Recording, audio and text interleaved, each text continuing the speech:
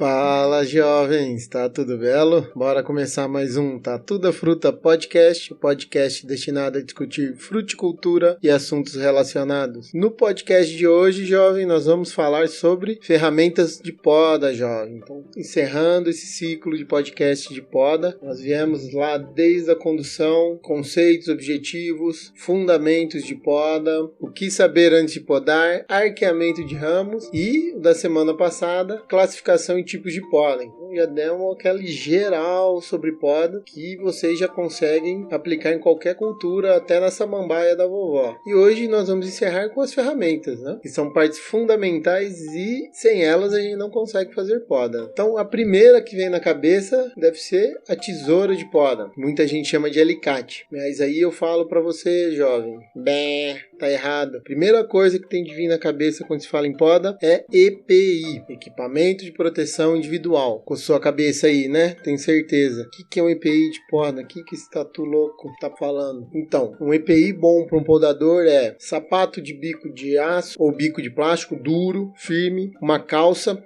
não pode podar de bermuda. Uma calça grossa, de brim, jeans, ou uniforme da onde você trabalha, mas tem que ser calça. Blusa de manga comprida, uma luva de proteção, de preferência uma que não perca tanto a mobilidade da mão, então aquelas que tem aquelas bolinhas ali é legal, funciona bem. Chapéu de aba dura ou boné, melhor o boné, que ele não vai enroscar na planta a hora que você entrar no meio dela para estar podando. E óculos de proteção, muito importante isso aí. Mas Tatu, por que precisa dessa parafernália toda? Justamente para te proteger, pequeno jovem. Primeiro que estamos trabalhando com ferramentas de corte. Nós vamos cortar a planta, mas nós corremos risco também. E outra, se vocês lembrarem do podcast passado, os 3 tipos de poda que existe é encurtamento, supressão de ramo e substituição de ramo. Então, em algum momento vai ficar uma ponta. Principalmente quando eu faço encurtamento, fica um toco lá. Quando eu faço supressão e substituição de ramo, não pode deixar toco, jovem. Então, tem partes da planta que vão causar risco. E isso vai caindo no chão. Já fica uma dica. Um bom podador é o podador que acostuma, conforme ele está podando, ir jogando os galhos, o material, o resíduo da poda, na entrelinha, para depois ser triturado. Nós temos de condicionar as nossas ações a fazer isso. Muitas vezes nós apoiamos o galho com a mão, já que estamos segurando, vamos jogar ele na entrelinha para depois fazer um descarte bem feito. O equipamento, o EPI, ele serve para nos proteger. Quem ainda não é experiente em podar tem a mania de colocar a mão de apoio do galho muito próximo da lâmina, e já vi muita gente arrancar umas tampas do dedão, eu já quase fiz isso. O óculos de proteção e o boné impedem que venham tocos, principalmente a machucar o rosto e o olho. O Tatu já quase ficou cego uma vez porque não viu um toquinho e deu uma olhada no galho do pêssego, que é uns 3, 4 dias com a vista de um dos olhos embaçada. Então tem de tomar cuidado, é proteção, isso é muito importante. Tanto empregadores como funcionários têm de ter essa consciência, beleza? Bom, então o que é a segunda coisa que a gente lembra em relação à poda, jovem? Agora sim, a tesoura de poda. Tesoura de poda. Não sei porque tem muita gente que chama aquilo de alicate de poda. É uma tesoura, ok? Então a tesoura de poda, principalmente a tesoura de uma mão, é a ferramenta básica de qualquer podador. E em sistemas bem conduzidos, tende a ser a única ou a mais utilizada. 90% do tempo nós vamos estar utilizando tesoura de poda, ok? Então o que eu quero numa boa tesoura de poda? Nós temos muitas marcas de tesoura de poda. As mais utilizadas que eu vejo, uma laranjinha e uma verdinha, elas só servem para jardinagem de baixo nível, tá bom? Para quem quer ser podador ou para quem é fruticultor, essas duas marcas nem pense. É ter trabalho, é desperdiçar. Invista em ferramentas melhores. Uma boa tesoura de poda, ela tem o quê? Um cabo anatômico que encaixa bem na mão do podador. Marcas boas têm tesouras de diversos tamanhos, que vão se ajustar muito bem. Elas são, na sua grande maioria, tipo bypass, ou seja, a lâmina passa contra a lâmina. São tesouras feitas em materiais que não vão enferrujar e que podem ter peças de reposição. Então, ao longo do tempo que eu vou afiando a lâmina, eu preciso trocar isso, ou uma mola. Uma boa tesoura também, ela tem amortecedor de impacto, porque ao longo do tempo a poda começa a lesionar o tendão. Então aquela batida, tem várias tesouras que fazem batida seca. Tesoura tipo japonesa normalmente faz muito isso. Então você está podando, fica tac, tac, tac. Essa batida seca de metal com metal, ao longo do tempo, cansa mais o braço, o antebraço, na verdade, e vai lesionando. Então, uma tesoura que tem um amortecedor normalmente é uma borrachinha que fica ali no ponto de impacto e melhora demais a condição. Que ela tenha regulagem de abertura, isso é muito bom, e seja fácil de limpar e afiar. Então tesouras em aço inox, um aço carbono são de melhor qualidade. A maior parte das tesouras de poda, de marca boa, procedência, elas têm uma amplitude de corte de 2,5 cm, 25 mm, tá? Ou seja, ela não foi feita para cortar um galho mais grosso que isso. Se eu precisar cortar um galho mais grosso, eu preciso trocar de ferramenta, beleza? A próxima ferramenta é a tesoura de duas mãos ou os famosos podões, que eles vão funcionar basicamente igual a tesoura, só que eles são feitos para galhos de 25 mm até 40 mm, então de 2,5 cm a 4 cm, vai depender muito da marca. Marcas boas têm uma amplitude maior. O que eu quero num bom podão? As mesmas coisas da tesoura, então uma lâmina fácil de limpar e afiar, robusta no caso, só que aí eu não quero um podão com lâmina tipo bypass, tá? Que a contralâmina e a lâmina passam, porque um galho mais grosso, a partir de 2,5 cm, ele é muito duro. No sistema bypass, a lâmina ela vai tender a abrir e aí ela vai mascar. Então eu quero um podão tipo bigorna, ou seja, a contralâmina ela é reta e a lâmina bate no meio, como se fosse uma bigorna mesmo. Ela vai ter uma eficiência de corte muito melhor. Um ponto importante é que ela tem um dissipador de força, ou seja, o parafuso que une as duas partes da tesoura, ele é desencontrado. Isso diminui a força em até 30% em relação ao corte. Facilita demais, dá mais segurança e mais precisão. Tem um cabo relativamente comprido, então uns 30, 40 centímetros, ou tem um cabo telescópico com uma boa pegada, um bom ajuste e do material muito bem feito. Um aço carbono, um alumínio de alta densidade ou mesmo inox. Tatu já destruiu vários podões que vai cortar o galho lá, o cabo quebra. Acontece, dessas marcas aí coloridinha, é difícil, ok? Então o podão é a segunda ferramenta. Nós vamos usar ele quando eu tenho galhos mais grossos. Passou muito de 4 centímetros, né, 40 milímetros, a única opção que eu tenho são os serrotes. Então os serrotinhos de poda vão auxiliar muito a gente. E o que eu quero num bom serrote? Que ele tem uma lâmina curta, então os melhores serrotes hoje em dia, ele tem umas lâminas em torno de 20, 25 centímetros, que venham com capa para proteger os dentes, né? Então aqueles serrotinhos dobráveis, na minha opinião, são os melhores. Uma boa pegada, né? Jovem, uma coisa importante na hora de escolher um bom serrote é o tipo de lâmina. Os serrotes mais vagabundinho e menos eficientes são os serrotes de dente. Pesquisando aqui em terminologia de lâmina, seria o hip cut, que é aquela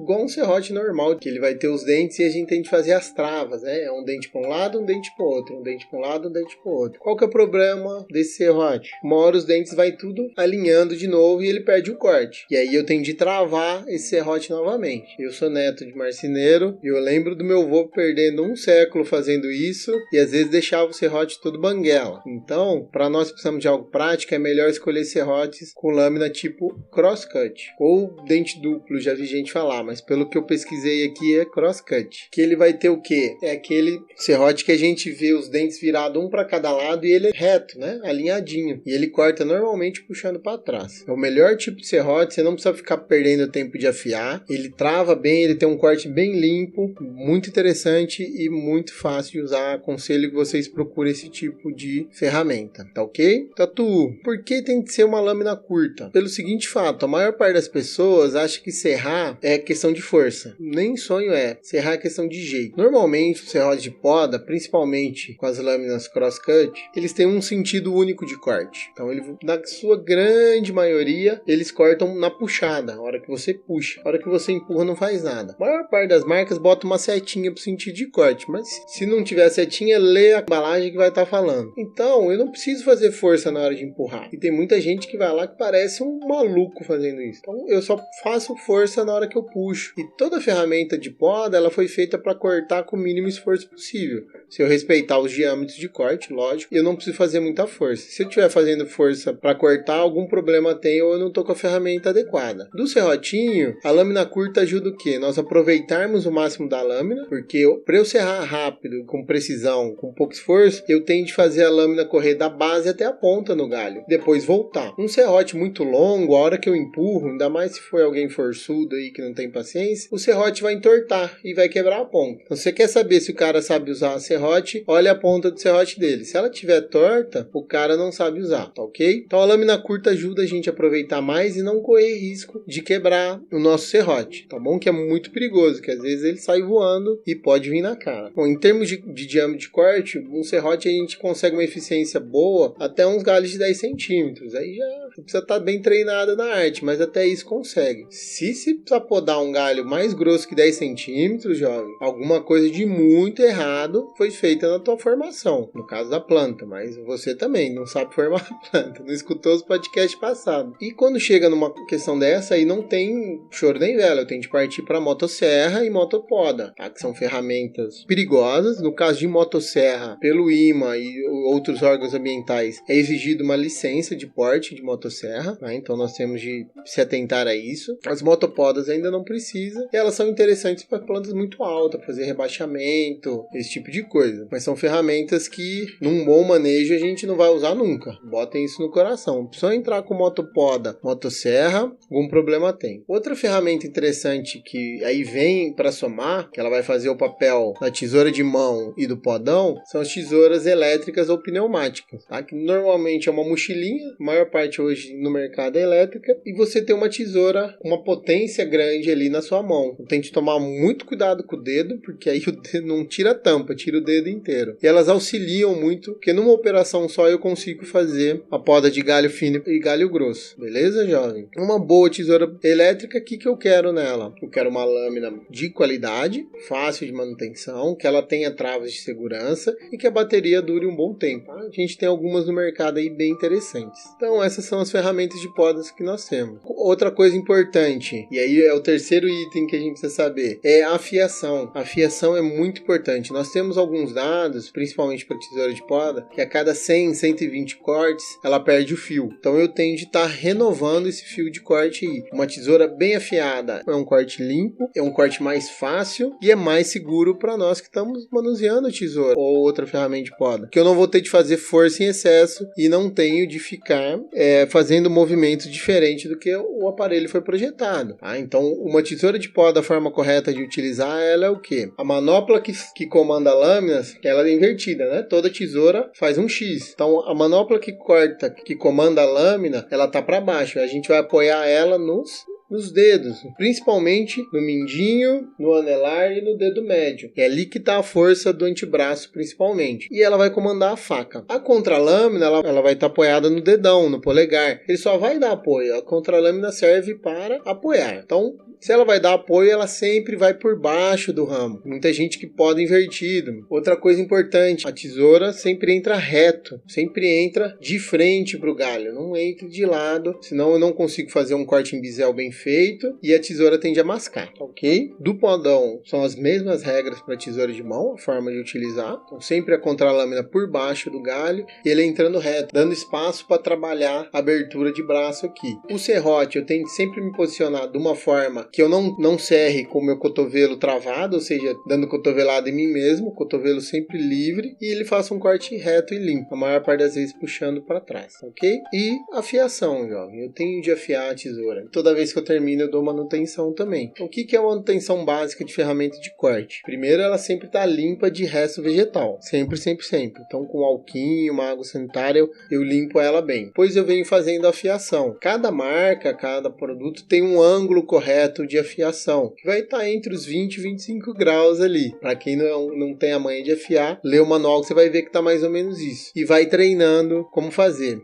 Conselho, compra uma dessas tesoura laranjinha ou verdinha e usa ela para prender dar fio na tua tesoura, ok? Então, eu acabei de trabalhar com a tesoura, eu vou lá e afio ela. Normalmente, a gente usa uma pedra de afiação com o lado grosso e o lado fino. O lado grosso é o lado que desgasta mais a tesoura, então, quando eu vou utilizar ele, quando ela perdeu totalmente o fio, fio, ou por algum motivo eu fiz um dente na tesoura. Então eu vou desgastar até tirar isso aí, e aí eu viro a pedra com o lado fino, eu vou dar o fio, é aí que vai dar o corte todo, ok? Faço esse tipo de correção na contralâmina também, porque uma contralâmina com dente, ela vai danificar a lâmina, isso é problemático. Afiei ela, eu dou um banho de óleo, pode ser um óleo de motor usado, um olhinho desengripante, aqueles WD-40 lá da vida, para manter ela. Dou um banho, deixo escorrer o óleo e guardo ela assim. Na próxima vez que eu for utilizar, ela já está afiada, ela está protegida, eu só tiro o excesso de óleo se houver com um papel toalha, um paninho, e saio podando. E aí, eu vou sentindo, eu não preciso ficar contando os cortes, né? Cada 100, 120 cortes eu preciso renovar o fio, mas a hora que você vê que a tesoura já não está cortando mais fácil, você pega e renova o fio. Se tua pedrinha de amolar foi pequena, legal, se não, compre um desses afiador que vende em qualquer lugar, que é uma pontinha metálica, que com uma, duas passadas, né, lá, o fio é renovado e sai cortando, ok? Outras ferramentas de poda que a gente pode estar usando são tesouras de colheita, são umas tesouras menores, tenha preferência para umas que tem uns cabos mais confortáveis, que ela tenha a ponta arredondada, tá bom? Que como nós vamos chegar perto do fruto com a ponta da tesoura, caso eu esbarre no fruto eu não machuque ele, isso é legal. E tem muita gente que gosta de fazer desbrota com alguns canivetes, né? Aqueles canivetes tipo bico de papagaio, torcido, que eu particularmente acho desnecessário. Desbrota, no meu ponto de vista, é feito com a mão. Se eu não conseguir mais arrancar o broto com a mão, passou do ponto de desbrotar, já errei. E aí entra com uma tesoura, podando bem rente, uma tesoura de colheita boa, faz um serviço maravilhoso aí na desbrota. E jovem, o que seria interessante para fazer um mutirão de poda? Eu já falei para vocês, 90% do trabalho tem que ser feito com tesouras de uma mão. Um bom pomar, independente da cultura que seja, ele tem que ser pensado para ser prático a poda, fácil. E o jeito mais fácil de podar é com a tesourinha de uma mão. Se eu estou com um pomar muito vigoroso, como goiabeira, manga, abacate, que a galhada engrossa muito naturalmente, eu posso estar lançando mão de serrote e podão. Então, como seria um bom fluxo de poda? Sempre vai uma equipe na frente, tirando o galho grosso, então com o serrote e o podão. Eles vão tirando todos os galhos grossos que precisam tirar, e isso é bom porque você treina essa equipe só para tirar galho ruim que tem de sair da planta, e depois vem uma equipe com os outros podadores que vai fazendo o ajuste fino, o refinamento de poda com a tesourinha de mão. É a melhor forma de podar. E agora eu vou fazer um parênteses, que tem essas máquinas de poda que o pessoal de citros, manga, tá usando muito. Nós temos de entender o que? A poda que essa máquina faz é uma poda burra, uma poda cega. É o mesmo tipo de poda que nós fazemos em topiaria, que ali o pessoal do paisagismo dá aqueles formatos bonitos para os arbustos. É uma poda só que para deixar a superfície plana, com algum formato pré-definido. Isso para frutífera é problemático, porque como a máquina não escolhe o ponto de corte, o local correto para podar, a gente estimula uma superborotação e, consequentemente, um abafamento da copa. Então, num primeiro momento parece prático, rápido, mas ao longo dos anos é uma tendência a gente perder o pomar, que vai dificultar praga e doença. Não que não deva ser usado esse tipo de máquina, mas ela tem que ser usada de forma inteligente. Então, vou usar a máquina porque eu tenho um pomar muito grande, ou eu estou numa região muito seca que eu não vou ter problema de praga e doença por conta do clima, então ela pode superbrotar que eu não vou ter problema, legal, mas faça uma leva de poda com a tesoura. Então vem os podadores atrás da máquina, arrumando essa poda e tirando galhos que certamente vão virar galho ladrão, e aí fica show de bola. Os podadores vão podar super rápido, porque